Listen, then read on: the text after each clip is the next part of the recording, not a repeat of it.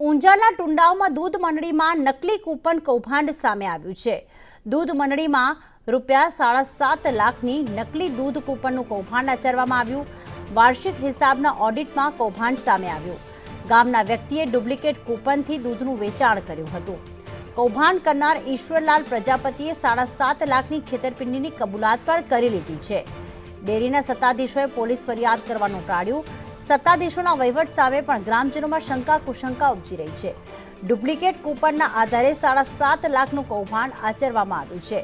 દૂધ મંડળીમાં અંદાજે ₹7.5 લાખના નકલી દૂધ કૂપન કૌભાંડ આચરવામાં આવ્યું અને વાર્ષિક હિસાબ જ્યારે કરવામાં આવ્યો ઓડિટર દ્વારા ત્યારે આખું કૌભાંડ પ્રકાશમાં આવ્યું હતું। છેલ્લા 2 વર્ષથી ગામના જ ઈસમે ડુપ્લિકેટ કૂપનથી દૂધ વેચાણનું કૌભાંડ આચર્યું, પરંતુ ડેરીના સત્તાધીશોએ પોલીસ ફરિયાદ કરવાનું ટાળ્યું છે। હવે ડેરીના સત્તાધીશોની પણ આમાં મિલીભગત હોય તેવું ગ્રામજનોમાં શંકા ઉપજી રહી છે, કારણ કે ₹7.5 લાખનું કૌભાંડ આચર્યું છે તેવું કબૂલ કરી લેવામાં આવ્યું છે।